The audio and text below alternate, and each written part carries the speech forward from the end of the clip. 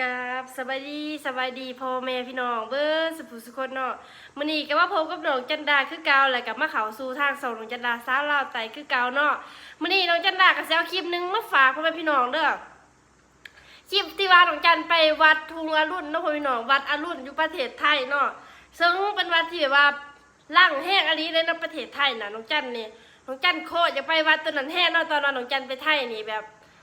แล้วยินแต่ซื้อแต่เสียงนะพ่อแม่พี่น้องน้องจันก็แบบว่าอยากไปแท้น้องจันก็บอกก็มีอายน้องพ่อพี่น้องมีอาย3 คนเนาะเราก็ไปถ่ายคลิปคือกันเนาะพ่อพี่น้องก็เลยไปถ่ายคลิปน้ำกันเนาะแล้วพอเฮาก็พาพ่อพี่น้องไปเบิ่งกันเลยว่าคลิปสิเป็นจังไดเนาะก่อนอื่นที่ว่าสิเข้าเรื่องคลิปหันพ่อแม่พี่น้องก็อย่าลืมอย่าขำโฆษณาให้น้องจันดาเด้อตอนนี้เฮาก็สิไปเบิ่งคลิปกันเลยเนาะว่าคลิปสิเป็นจังได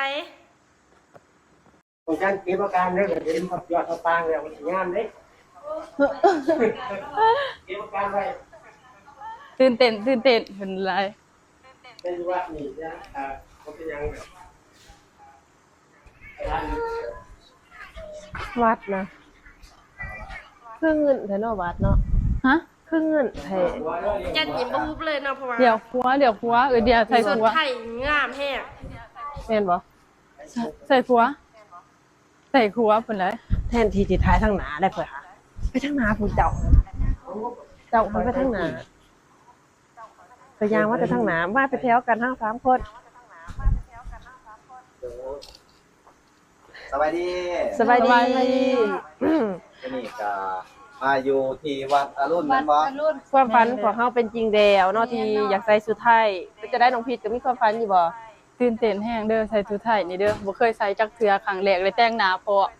จากประลับก็เต็มแขนคำสิโดนปุดวะไปตอนนี้สาวมาจากทางใดธรรมศาสตร์เป็นสาวจำปาสักเด้อจำภาษาเบอร์3เบิด3เด้อพอใจฮักเนาะถึงได้มาฮอดประเทศไทยแล้วก็ไหลมาใส่ชุดไทยเนาะไปตอนนี้ไปทางไหนแต่ว่าอยากตื่นเต้นอยู่แต่ว่าอายบอกว่าให้เก็บอาการก็ได้เก็บไว้ก่อนแม่นเฮาอยู่ในเกินว่าหมู่คนหลายเขาไปทางนี้บ่มองคนหลายเฮาคือบ่เขาทางนี้เด้อเขาทางนี้บ่ได้บ่แม่นโอ้ไปกันเด้อเฮาอยู่แบบคนส่วนหลายนะเฮาต้องแบบระมัดระวังเก็บกดเนาะเก็บอาการก่อนวันจะรบกวนเพิ่นโอ้ยพี่น้องคันบ่ทราบว่าเก็บอาการนี่โอ้ยจริงในผมนี่ก็สิดูดไปเบิดอ่ะตามเบิ่งตื่นเต้นแห้งตื่นเต้นแท้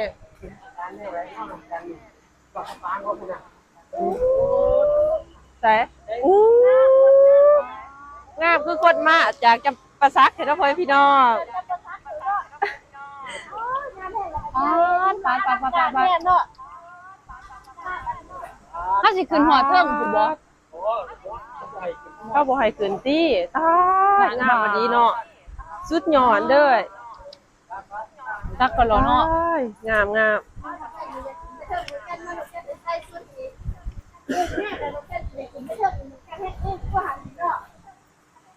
เห็นว่าเลยใส่สุดอึ่งแล้วไปเห็นนี่อึ่งกว่าเก่าอยู่บ่จะได้มานี่บ่น้องพีทเคยมาอยู่จะว่าจะถ่ายรูปกันบ่แม่นน้องเดียนี่เป็นครั้งแรกเนาะแต่ว่าน้องพีทถ้าเป็นครั้งที่2น้องจันเด้แต่ว่าครั้งแรกบ่ได้ตั้งใจเบิ่งแบบนี้เด้อเดียมางามแฮงบ่ใจอีนูอีนี้มาตอนน่ะบ่มีหมู่แบบเอาเงินมาสร้างโลดแต่เงินเนาะมีแต่เงินแบบเดียวมาไกลๆความฝันน่ะอยากไปวัดนี่เด้มาปีที่เฮามาอัสยามพระคอนเด้ไปอยากไปสุดนี่เด้ไปงานไป3 คนเอาไม่กล้องเลยว่ะมีกล้องนะคะ3 คน800เดี๋ยวครึ่งชั่วโมงมื้อนี้น้องจันบ่ได้เบิ่งคลิปในคอมเนาะพี่น้องจันหยิบโทรศัพท์มาเบิ่งคลิปเด้อพ่อพี่น้องเพราะว่าคอมน้องจันบ่ได้สร้างเนาะมื้อนี้ก็สิเป็นน้องจันถ่ายคลิปตั้งแต่เช้าเนาะพ่อพี่น้องเพราะว่าน้องจันก็ต้องแบบว่าไปกวดโรงเรียนซอยอาจารย์เนาะพ่อพี่น้องน้องจันก็ได้แบบว่าถ่ายคลิปแต่เช้าถ่ายคลิปแต่เช้าตอนนี้ก็เป็นเวลา6 โมงเนาะพ่อพี่น้องก็ยังสาวๆอยู่เนาะก็ได้ไปขอโทษค่ะงามขนาดเด้อ One more. 1, 2, 3. ขอบคุณนะคะ ป้าตอนนี้สิพาไปเรื่องไปน้องพีทเลย โอ้ยสิอยากติดสินได้บัดนี้ โอ้ยโอ้ย ได้ขึ้น โอ้ย มา คักคักคักคัก ได้เห็นเด้อวันนี้ ไม่ เด้อ เรียกว่าเหยียบไปเด้อ มาพี่มายืนไกลๆกันพี่ บ่ทายหูบในบ่เฮา อันเดียกับพ่อทายหูงามปะนี่ บ่ทายหูบในบ่เฮา เป็นจะได้ความหูซื้อเก็บอาการอยู่บ่ยืนตีกับแพงเลย ไปยับไปยับไป ให้น้องพี่อยู่ทางกลางพี่น้องพี่เตี้ยโอ้ชู โอ้ ป้างามบ่ต้องลงทายหูบ่สบายดีเมืองไทย สวัสดีเนาะเมืองไทย งามแหงเนาะพี่น้อง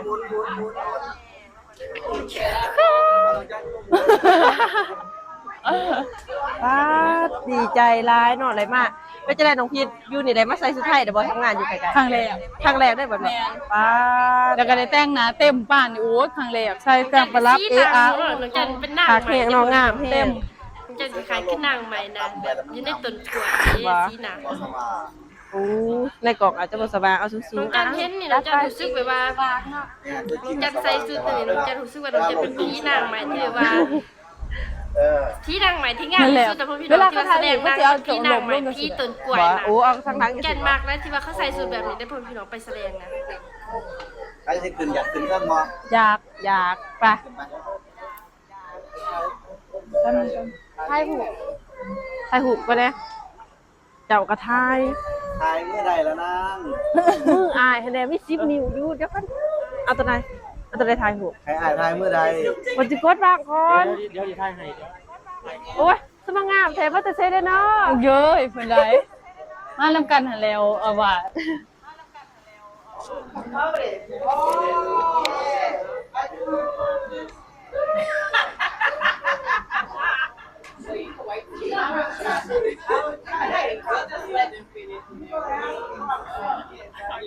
ได้แล้วบ่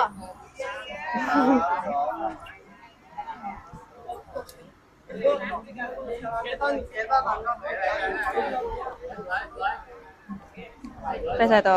ขึ้นไปสะบ่สิบ่ลงมาหลายโบกเมื่อย ไปกันไปเรื่องไป ขึ้นไปถ่ายคลิปเนาะเอาหน่อยนึงตอนนี้สาวลาวสิไปไสเนาะ สิขึ้นไปของเธออยู่แล้ว สาวจะประซักเด้อไผมากระทากโดด เป็นไร ตามหาพระโอรส ไพ่มากับทางน้องพอพี่น้อง พาอุ ต ร อน น นี้ จะ ก็ บ่ ได้ ทัน สู มี ตรมา3เด้อพอพี่น้องเอ้ย โอ้ยมันสูงแต่เนาะโอ้ยเหยียบสนอยู่แล้วอุ้ยตกใจ โอ้ยมึงจ้ะคอยสิโลเนาะเดี๋ยวนะพยายามสิบ่หอดหานเพิ่นเนาะคือ เป็นไร มาสิไปก่อน ไปทางอะไรเนี่ย ทางไหนโอ้คือถ้ามีอยู่บ่แม่นเขาหามแล้วหามแล้ว โอ้ระวังงามมาดี หามแล้วหามแล้ว ไปทางงามแฮะ อ้ายไปบ่เฮาไปเบื้องแล้วก็งามได้เบื้องอ่ะเนาะ เรื่องไหน เบื้องฟังค่ะ ไป ไม่ใช่ เบื้องฟังค่ะก็งามแล้วแบบมันเขียวแบบมึงที่ถามเบิ่งดอกไปเบิ่ง ตอนนี้ก็สิไปก็สิไปไซส์บ่จักให้น้องพิษพาไปนะเพราะว่าเพิ่นเคยมาก่อน ไปเบื้องนั้นมันงามกว่า อู้จับบ่ได้เนาะดื้อไป ตอนนี้อยากเบาแห้งอยู่พ่อพี่น้องแต่ว่าเก็บอากาศไว้ก่อนอุกใจอยู่อุกใจบ่น้องจันน้องพิษเลยเสียโอ้ต่างชาติก็มาเนาะคือฝรั่งอิหยังน่ะหลายต่างประเทศก็หลาย เนาะโอ้เขาเจ้าเฮ็ดผม เขามา จั ท่องเที่ยวหลายเนาะ โอ้ ลงไปนี่ก่อน เย็น ลงไป ดี นี่ แท้ ก่อน อยู่นี่โหดเย็นเด้อ เบื้องแล้วก็งามที่แคมป์ทะเลอีกเนาะ อู้ถ้าได้ในเมืองไทย ที่แคมป์ทะเลอยู่ เมียนทะเลหักกับ โอ้ยโอ้ยโอ้ย น้ำ โอ้ย เจ้า โอ้ พ ย ระยาโอ้ยระวังเด้อ ใจอยู่เด้อนี่เด้อ ตั้งใจคอยลงโอ้โห หุ่นเลย โอ้ย ตอนนี้ถ้ากับลูกมาหดดุนแล้วเนาะ เป็นจังไดความรู้สึกน้องจันน้องพีทแล้วก็น้องเดียเอง ให้ขึ้นน้อยเดียวเนาะ แม่นแต่ว่าอะไรมาสำนี้ก็ถือว่าเป็นบุญของพวกเฮาแล้วเนาะเว้าความรู้สึกออกไปแน่ รู้สึกดีอยู่คือเดียวรู้สึกดีอยู่แม่น บ่ บ่ เคยได้แต่งก็ได้แต่งบ่เคยได้สัมผัสก็ได้สัมผัส เจ้าทายหูโหดเทเด้อเฮ็ดคักอะ หาก็ครั้งแรกที่ได้แต่งแบบนี้ เป็นจังไดให้สิบอกก่อน รู้สึกดีใจ น้องจันนี่ดีใจแล้วก็ตื่นเต้นแฮงแต่น้องจันบอกก็บ่อยากบอกแฮงเนาะพอคนเขาเจ้าก็ส่วนร้ายเขาเจ้าสิว่าโอ้ยบ่คือบ้านคือเมืองแท้ร้องแฮงยายเขาบอกแล้วเนาะ คันอยู่บ้านเฮาสิจังได๋ปุ้ยจะสิเป็นบ่ โดดขึ้นกระเป๋าแล้วเนาะ ต้องบอกคำว่าสวัสดีค่ะเพิ่นครับ สวัสดีค่ะ สวัสดีค่ะ สวัสดีค่ะ ย่อๆ3คนร้องพร้อมกัน อ้าว 1 2 3 สวัสดีค่ะ สาวไทย สาวลาวโอ้ย เขาเป็นสาวไทย โอ้มือนึงเหรอ สาวลาวอยู่ในร่างไทย สุดไทยแต่ว่าถึงสิเป็นสาวลาวแต่ก็มักสุดไทยเด้อ แม่นเนาะ มันจะได้ความรู้สึกน้องพีท สาวลาว ที่ได้มาใส่สุดไทยในครั้งนี้ น้องพี่ดีใจแล้วก็แบบรู้สึกตื่นเต้นแบบว่าเฮาบ่เคยหั้นน่ะ สิเป็น เดียว สาว เฮา ลาว บ่เคย แม่น หาก็ได้ใส่ครั้งแรกแล้วก็เลยแต่งหน้าเต็มที่แล้วก็ แม่น สร้างประลับอีจองอีหยังเนาะ เต็ม ฮา โต บ่เคยก็ได้เคย เคยเห็นแต่ในทีวีเนาะ แม่นเคยเห็นแต่เขาเจ้ามาใส่บัดเจ้าของตัวเองมาบัดนี้ เคยมาอยู่เทื่อนึงเนาะแต่ว่าบ่ได้ใส่แบบนี้จักเทื่อบ่ได้ใส่หาก็ได้ใส่ครั้งนี้คันบ่ได้มาก็เอ้ยเดียก็บ่ได้ใส่ น้องจันเด้เป็นจะได้ความรู้สึก ผมซื้อกับแม่นเนาะ กับแม่นผู้ก็บ่สิ เจ้าของงามบ่ล่ะ ซื้อว่างามที่สุดในชีวิตที่เกิดมาเพราะว่าน้องจันเกิดมาน้องจันตื่นสามารถอาบน้ำแล้วก็ท่าแต่พ่นแล้วก็ไปเลยดีบ่จักท่ายังก็ท่ายังน้องจันจะเต้นตาโบออกอยู่นี่เนาะ น้องพีทนี่ย่านเป็นพื้นอยู่แล้วให้เป็นซิวอยู่แล้วนี่ก็อย่าเต็มที่อยู่แล้วคนเดียว ความรู้สึกน้องเดียเนาะตอนนั้นหันปีที่แล้วเนาะเห็นหมู่กับคนงามหั่นแหละเขาเจ้ามาดินวัดแล้วเขาเจ้ามาถ่ายรูปเนาะก็ แม่น คือได้ใจว่าโอ้ยังมาถ่ายรูปเด้ยังมาถ่ายคือเขาเจ้าเนาะแต่มื้อนี้มีโอกาสได้มาแล้วแถมยังได้สุดใส่สุดไทยกว่าหมู่อีกหมู่มายังบ่ได้ใส่เนาะโอ้ดีใจหลายขอบคุณประเทศไทยเนาะแล้วก็ขอบคุณไอ้ๆเนาะที่พามาในมื้อนี้ แม่นเนาะ รู้สึก คุณเด้อ รู้สึกดีใจแฮงเนาะพ่อพี่น้อง ขอบคุณ FC แล้ว แม่ก็ขอบคุณ ขอบคุณ FC ที่มาติดตามพวกเราว่าแต่หนอนเฮียนพ่อสาวพ่อสอง แม่นยอดวิวดีแล้วรู้สึกดีใจหลายบ่ยานแล้วเนาะ อยากให้ FC ทุกๆคนติดตามต่อไปและรับชมต่อไปเด้อ ที่เนี่ยเดี๋ยวก็อยาก โอ้มีมุมแม่น้ำ ย้อนวิวซองนั้นดีแล้ว ที่ ก็ ว่าเบิด พี่น้อง เห็น แต่ว่าย้อนวิวซองนี้ยังบ่ดีเด้อ แม่นมันสิเขียว เอามาบ งา อก ม ให้กำลั เนาะ งใจน้องจันดาเนี่ย ไป เด้อ สิเขียวงาม โอ้ เขียวงามแบบเขาเจ้า นั่งไกลๆกันเนาะ คอยเด้อหากันเด้อ หากันค่อยๆใจเย็นๆเด้อน้องจันอ้ายฝรั่งใส่น่ะเห็นบ่ฝนอยู่บ่นี่ ถ้าสิมาใส่แบบนี้ต้องผมยาวๆเนี่ยเพราะว่า แม่ ถ้าผมเฮาบ่ยาวแล้วก็เอาขึ้นในเฮาบ่ละ ผมขอยิงบ่ยากเนาะ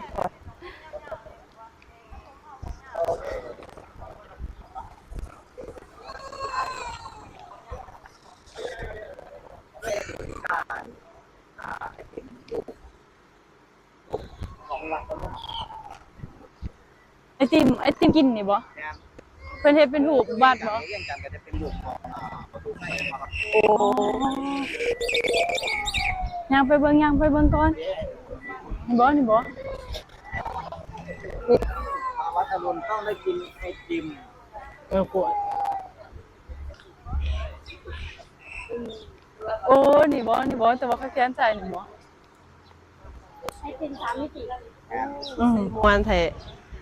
ขนาดร้องจำปานะเว้าได้เว้าอีกอยู่ จำปาใส่ไอเดีย ร้องจำปานะเขาจะเอิ้นร้องหยังฮะลืมไป ก็เอิ้น ป้าพ่อพี่น้อง แม่นสิบ่ดอกจำปาก็เอิ้นดอกน้ำท่วม ข้า บ่ เจ้า ก็เป็นร้องดีลาวดี เจ้าหัน เพิ่นแบบว่า ร้องดีลาวดีได้ชื่อม่วนคือหยัง ไอติม นี่ 3มิตินะ ตายสิทายยัง จัน นี่ จะพูดว่าแบบ เป็นไรน้องจ้าม ไพ่หนูเป็นคนที่ว่าออกแบบนะออกแบบผูกปั่นนะพ่อพี่น้องคือสิแบบว่ามีพรสวรรค์เทพ พีด เป็นจะได้เฮาสิมายืนจะได้อยู่นี่เฮามายืนโชว์ความงามบ่ ไปยืนบนหลังห้า โอ้ป่ะยานบ่ยืนโชว์ความงาม ตรงกลางขอโทษขออภัยพ่อแม่พี่น้องกันร้ายเนาะแบบว่าไม่มันขาดติดขาดตอนอะแบบว่ามันเป็นเดี๋ยวเสียงแบบคือบ่มีสัญญาณนะพ่อแม่พี่น้อง ยืนอยู่นี่บ่ แต่สว่างงามนี่เขาย่างไปเนี่ยไปเลินพุ่นน่ะเดียวว่าเขาจับบ่ให้เขาเลยเด้ฮะเดินหญ้านี่ไปเบื้องนี่ตื้อเลยโอ้เบื้องนี่ก็บ่ให้เขาเลยเนาะ นี่คล้ายเขาอยู่นี่เด้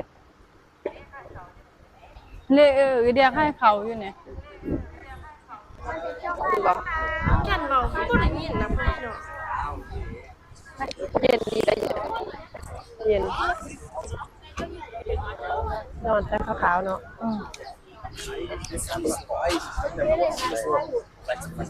อู้เพื่อปวดเพื่อได้เมนแต่บ่มี FC ก็คือสิบ่มีมื้อนี้เนาะเพราะว่า FC ฟังไทยอยากให้ทำคลิปอีหยังออกมาเนาะน้องเดียกับน้องพิษแล้วก็น้องจันก็สิพยายามเนาะ ยังอย่างหนึ่งที่น้องเดียกับน้องจันน้องเพชรพอท่านได้ไป ไปใช่ มหานคร อีหยังมาหานะ มหานคร King เนี่ย Power อยู่ไส ตึกสูง อยู่ไส ไปเด้ๆบัดนี้ พอท่านได้ไป อู้ ขึ้นตึกสูงมหานคร ก็มี FC แนะนำว่าอยากให้ไปอยู่แต่ว่าค่าได้ยินว่าค่าเขาแพงพ่อพี่น้องน้องเดียย่านบ่มีค่ารถมื้อก็เลยบ่ได้ไปเด้อ มาถาม FC แน่สามสาวนี่ผู้ใดงามกว่ากันคอมเมนต์มาแน่ เขามีนมา คอมเมนต์มาแน่สามสาว มี นี่ มาเด้อสามสาวนี่ไปงามเนาะ คนแรกน้องเพชรคนสองน้องเดียคนสามน้องจามนี่น้องลาคุณหน่อยอายุ11 ปีเด้อพี่น้อง 17 ปี25ปีเท่าไหร่ 20 ปี 20 ปี 9 ปี 25 ปีกะสิเฒ่าน้อยๆนึงแต่ก็งามอยู่ นี่บอกได้ว่ายังบ่ทันได้รับประทานอาหาร ย่าง เปล่า เปล่าแห้ง มาใส่สุดไทย น้องพี่แน่มายืนถ่ายรูป มาแต่จะพูดเพีย มาตั้งแต่11หมู่กว่าอายเอื้อสิมาหอดก็จะลง เสียงใหม่ นี่จะได้กับขอบใจอายเด้อดีใจเฮ็ด จันคือแต่เขาไม่รู้เฮ็ดในธนาคารโอ้คือใครคือหลัง โอ้ ใครต้นดาวใครบ่จะเข้าใจว่าเขาเปิดไป เสื้อโหลนว่าคลิปนี่แม่หนูอยากต้องเบิ่งแน่นอนเพราะว่าเราลุ้นแต่ละคลิปนี่ดูตลอด พี่น้องได้ร้ายเนาะเพราะว่า ใครก็มาแล้วมาตอนไหนเดียวอยากใส่อยู่แต่ว่าบ่มีหมู่ใส่ก็ว่าสิใส่ผู้เดียวสิใส่ทายแบบใดผู้เดียวเนาะแม่นหาหมู่สิทายนำก็บ่มีแบบว่าก็สิแบบย่างผู้เดียวใส่ผู้เดียวมันก็บ่คือนะอันนั้นมาหลายคนก็ยังจังซี่อยู่อากาศดีแห้งอะดี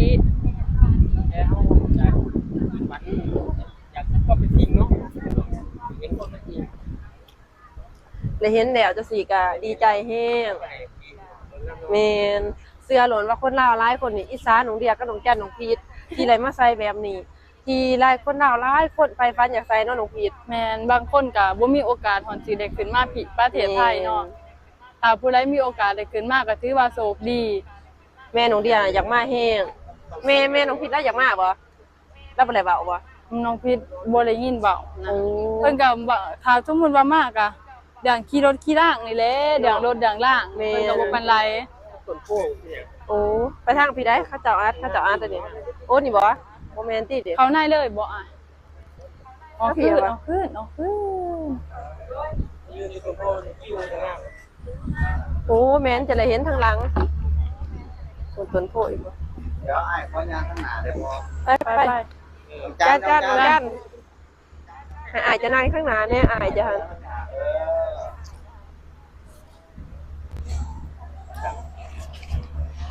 โฟกัสเลย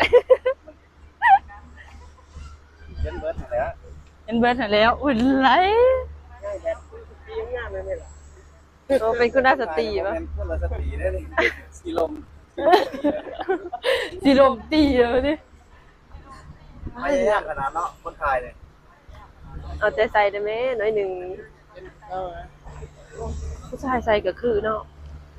จันยิ้มบ่ฮุบเลยเนาะ แล้วถ้าว่าต้นโพอยู่ จัน นะ เบิ่งคลิปตัวเองแล้วก็ บอลเป็น ยิ้ม บอล น่าจะใส่เกือบเป็นชูเขาปุ่นเนาะ น้องจันบ่แน่เบิ่งไผนะพี่น้องน้องจันแน่ เฮา บ่ ก็บ่ เห็น ได้ จัน เฮา เห็น ก็ เนาะ เอาเกือบมาอยู่คิดบ่ได้ จันบ่ เอา ได้เบิ่งไผเลยนะ มีอยู่แต่บ่ได้ ว่า เอา น้องจันตะมุตะมีแห้งนะพี่น้องตะปุกตะปิกเป็นตะหักตะแพงนะ ทางศาสตร์เป็นบ่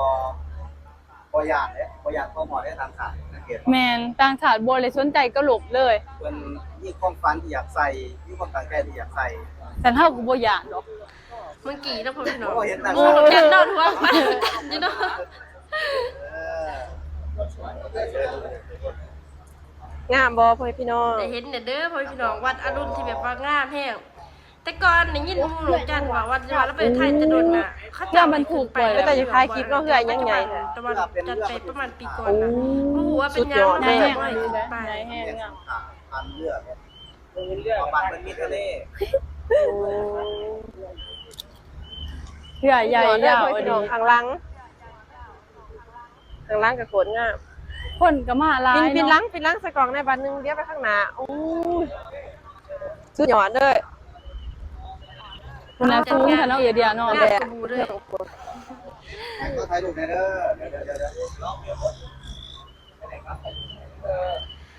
ปัจจุบันนี้ก็มี FC หมิ่นมาว่าน้องจันสวยมาก น้องจันไม่ได้สวยกว่าทุกคนที่ประเทศที่โรงเรียนเนาะมี อ่ะ FC งามออกจากกันน้องจันบ่ได้งามกว่าหมู่เด้อโรงเรียนของเราพ่อพี่น้องในโรงเรียนน้องจันนี่แฮงมีแต่คน โอ้ย งาม จะเป็น เนาะ สระเนาะ ถ่ายสาม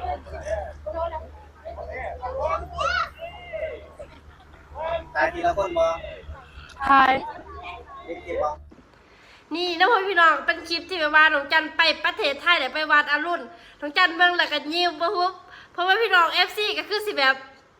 เบิ่งไปแล้วก็ยิ้มไปเนาะแต่น้องจันก็อยากให้พ่อพี่น้อง FC เบิ่งแต่น้องจันเนาะบ่ให้เบิ่งอย่างอื่นเนาะเพราะว่าน้องจันงามแฮงอยู่ในคลิปน่ะแล้วสุดหันน้องจันรู้สึกแบบว่า เขากับน้องจันดีนะเพราะว่าน้องจันมักซีน่ะอยู่แล้วนะพ่อพี่น้องมักซีแล้วก็